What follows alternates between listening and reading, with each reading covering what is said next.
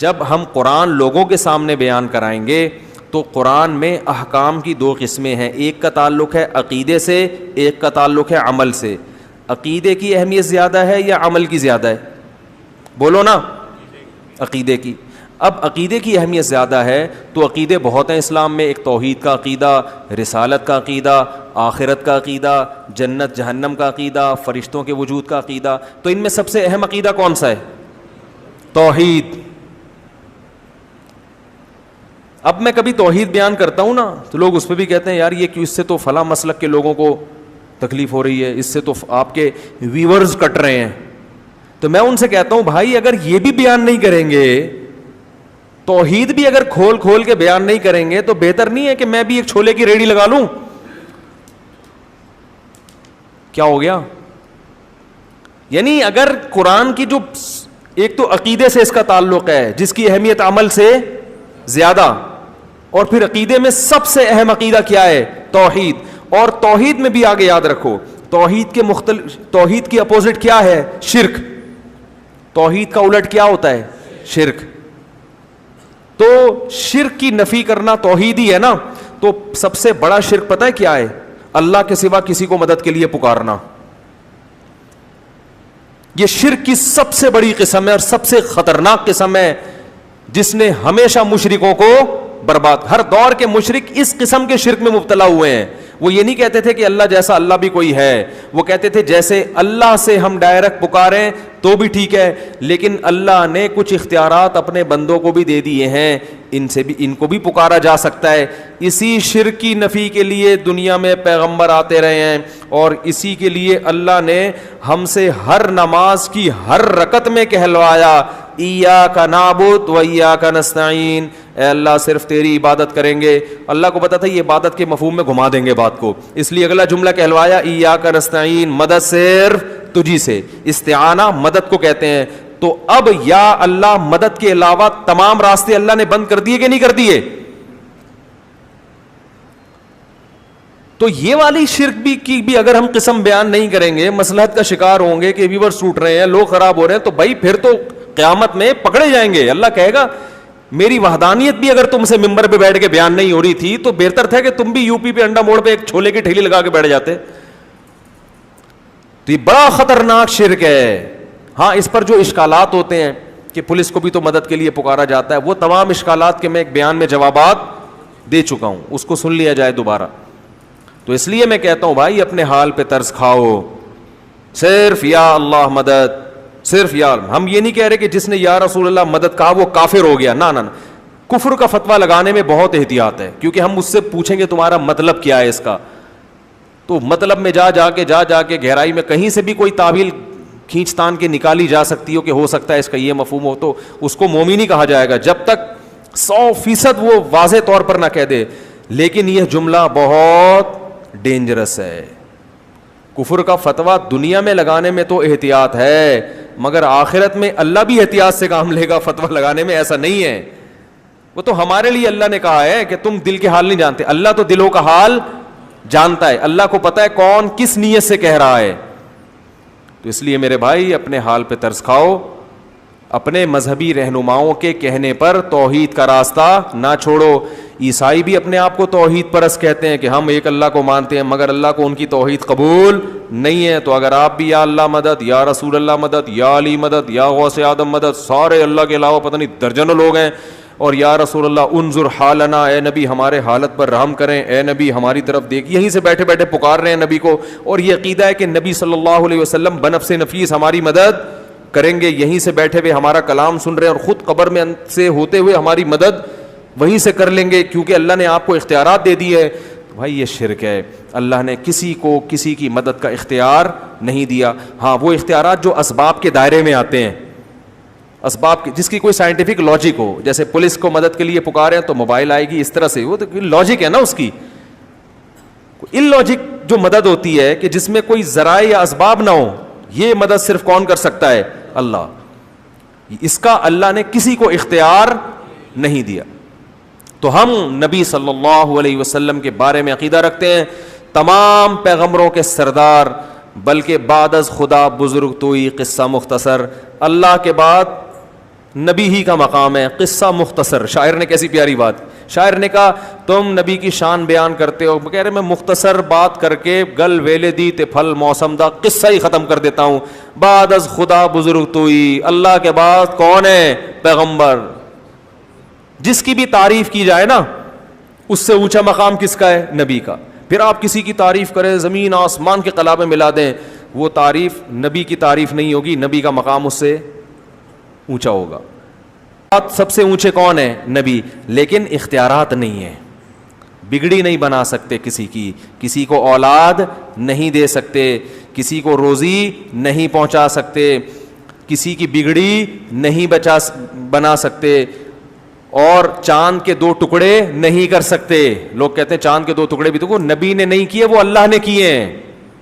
نبی کو حکم تھا اشارہ کر دیں میں ٹکڑے کر دوں گا. تبھی نبی سے مشرکین اور بھی معجزوں کا مطالبہ کرتے تھے, آپ یہ کریں آپ یہ کریں. نبی نے فرمایا کہ سبحان ربی هل كنت الا بشر رسولا, میں تو انسان ہوں بھائی, میں یہ نہیں کر سکتا کہ یوں اشارہ کروں نہریں جاری ہو جائیں, میرے میں اختیارات تھوڑی ہیں. تو اللہ نے کر دیے تھے ٹکڑے, اللہ نے مجھے حکم دیا تم آپ اشارہ کریں تو میں کر دوں گا. تو جب اللہ کرنا چاہتا ہے, میں نے اشارہ کیا اللہ نے کر دیا, اب اللہ نہیں چاہ رہا تو میں کہاں سے کروں گا بھائی, نہیں ہو سکتا. یہ جگہ جگہ نفی کی گئی ہے, جگہ جگہ نفی کہ میں نہیں کر سکتا, میں انسان ہوں. وَلَوْ كُنْتُ عَالَمُ الْغَيْبِ لَاسْتَكْثَرْتُ مِنَ الْخَيْرِ, اگر میرے پاس اللہ کی طرح غیب کا علم ہوتا, مجھے سب پتا ہوتا مستقبل میں کیا ہونے والا ہے, تو مجھے تو کبھی کسی قسم کا کوئی نقصان ہوتا ہی نہیں. یہ میں قرآن کی آیتیں پڑھ رہا ہوں آپ کے سامنے, 2 ٹوک عقیدہ قرآن نے بیان کیا, اس میں کوئی کنفیوژن باقی نہیں رکھی ہے. ما کانا کا وما یکونو, جو پہلے ہو چکا سارا کچھ نبی کو اس کا بھی علم تھا, جو بعد میں ہوگا اس کا بھی علم تھا. تو غلط ہے بھائی یہ عقیدہ. جتنا اللہ نے بتا دیا اس کا نبی کو علم ہے. ہاں وہ اللہ نے ہم سے بہت زیادہ بتایا ہے. علماء مثال دیتے ہیں کہ ہمارے علم اور نبی کے علم کی مثال دریا اور قطرے کی ہے. جیسے دریا میں ایک قطرے کی نسبت دریا کی طرف ہو تو کوئی حیثیت ہے, تو اتنا اللہ نے علم دیا ہے نبی کو ہماری نسبت. لیکن اللہ کے علم اور نبی کی مثال پھر دریا اور قطرے کی ہے. سمجھ رہے ہیں؟ کتنی جگہ قرآن میں آتا ہے یسألونک عن الساعہ, یہ لوگ آپ سے پوچھتے ہیں قیامت کب آئے گی, نبی کہہ دو علمھا عند ربی, مجھے نہیں پتا کب آئے گی, اللہ کو پتا ہے. سب باتوں کا آپ نے نہیں بتایا, بہت سی باتوں میں آپ نے کہا مجھے علم نہیں ہے. تو یہ عقیدہ کہ سب کچھ علم تھا, ساری چیزوں کا علم تھا, یہ شرک ہے, کفر ہے. یہ اللہ کی صفت علم ہے, نبی کو کیا کر رہے ہیں؟ شریک کر رہے ہیں. تو اپنے ایمان کو بچاؤ, توحید کے بغیر مغفرت کا امکان نہیں ہے. چاہے راتوں میں تہجد کے محراب بنا دو ماتھے کے اوپر, چاہے رو رو کے پاگل ہو جاؤ, اللہ نہیں مغفرت کرے گا. 2 ٹوک الفاظ میں کہہ دیا اللہ نے. پہلے اللہ کو اللہ سمجھا جائے گا تو پھر اللہ سے مانگا جائے گا. تبھی اللہ نے کہا مانگنے سے پہلے بھی کیا ایاک نعبد و ایاک نستعین کا اقرار. حدیث میں, بخاری کی حدیث ہے, نبی صلی اللہ علیہ وسلم نے فرمایا کہ بندہ جب سورہ فاتحہ پڑھتا ہے تو کہتا ہے الحمدللہ رب العالمین, تو اللہ تعالیٰ بندوں سے کہتے ہیں حمیدنی عبدی, میرے بندے نے میری حمد و ثنا کی ہے. وہ سکھائی بھی اللہ نے. جب کہتا ہے الرحمن الرحیم تو اللہ کہتے ہیں اثنا علی عبدی, میرے بندے نے میری ثنا خوانی کی ہے, مجھے رحمان اور رحیم کہہ کے پکارا ہے. پھر جب بندہ کہتا ہے مالک یوم الدین, روز جزا کا مالک ہے, تو اللہ کہتے ہیں مجدنی عبدی, میرے بندے نے میری بزرگی اور میری شان کو بیان کیا کہ میں مالک ہوں گا قیامت کے دن. پھر انسان کہتا ہے, جب مسلمان نماز میں کہتا ہے ایاک نعبد و ایاک نستعین, اے اللہ صرف تیری عبادت کریں گے, صرف تجھ سے مدد مانگیں گے. تو اللہ کہتے ہیں ھذا بینی و بین عبدی, یہ میرے اور بندے کے درمیان ایگریمنٹ ہو گیا ہے. یہ کیا ہو گیا ہے؟ اس نے وعدہ کر لیا ہے, اب اس وعدے کے بدلے میں اس کو کیا دوں گا, ولی عبدی ما سأل, اب یہ دعا مانگنے کے قابل ہوا ہے, اب جو مانگے گا دوں گا اس کو. اس ایگریمنٹ کے بغیر اللہ نہیں دے گا. ولی عبدی ما سأل, اب یہ کیونکہ پچھلی امتیں اسی لیے تو ہلاک ہوئی ہیں, اللہ سے بھی مانگ رہے ہیں, حضرت عیسیٰ ابن مریم سے بھی مانگ رہے ہیں, عزیر کو ابن اللہ کہہ دیا, تو اب اللہ سے بھی مانگ رہے ہیں, درباروں پہ جا کے بھی مانگ رہے ہیں. نوح علیہ السلام کی جو قوم تھی اللہ سے بھی مانگتی تھی, بتوں سے بھی جا کے مانگتی تھی. تو اللہ نے کہا یہ والا مجھے یہ انداز پسند نہیں ہے. تو پہلے ہم سے ایگریمنٹ کروا لیا. اور دیکھو نماز میں تلاوت ضروری ہے, جہاں سے چاہے پڑھو. لیکن ہر نماز میں اللہ نے پہلے کہا کہ یہ پڑھو گے تو پھر آگے پڑھنے کی اجازت دوں گا. یہ پہلے ہر سورہ فاتحہ جتنی پڑھی جاتی ہے نا, اتنی کوئی سورت پڑھی نہیں جاتی ہے. ہر نماز میں, ہر رکعت میں, تراویح میں 20 رکعتوں میں ہم ہر دفعہ تھکتے نہیں ہیں. لوگ کہتے ہیں یار اب یہ تو سن لی ہے نا, بچپن سے سنتے آ رہے ہیں, آگے چلو. اللہ کہتے ہیں نا نا نا نا نا, جب تک زبان سے یہ ایگریمنٹ نہیں کرے گا نا کہ تجھی سے مانگوں گا کسی اور سے نہیں, اس وقت آگے چلنے ہی نہیں دوں گا میں تجھے.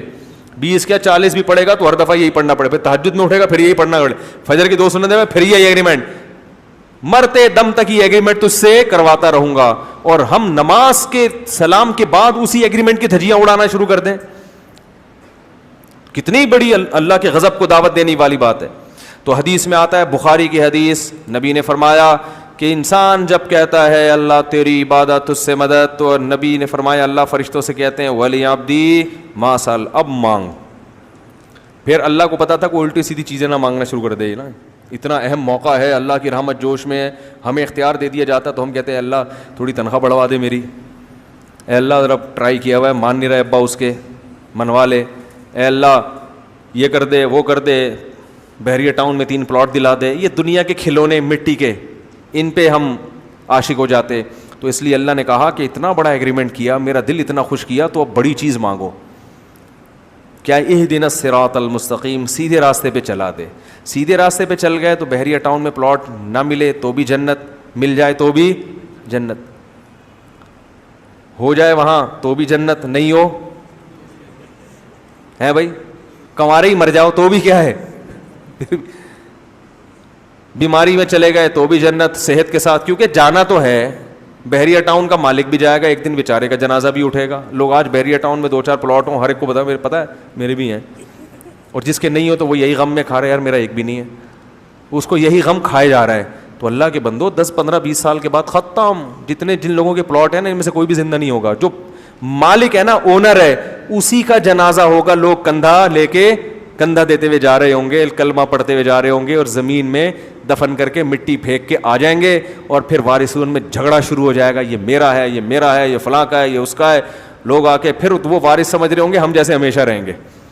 پھر تھوڑے دنوں کے بعد انہی وارث میں سے ایک اسی طرح پتلی گلی سے نکلنا شروع. آج اس کا پھر 100-200 سال کے بعد بھول جائیں گے اصل اونر کون تھا.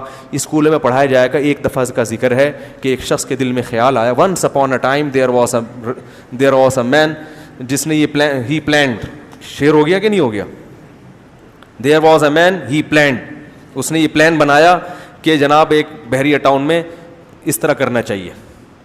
اور پھر آج یہ اسی کی کاوشوں کا نتیجہ ہے, ونس اپون اے ٹائم. تو یہ سب ونس اپون اے ٹائم بن جائے گا نا, ایک دفعہ کا ذکر ہے. تو ایسے ہی ہوتے ہوتے ہوتے سارے جا رہے ہیں. تو اس لیے اللہ نے کہا بھائی فوکس کس چیز کو کرو, اہدنا الصراط المستقیم, اے اللہ سیدھے راستے پہ چلا دے.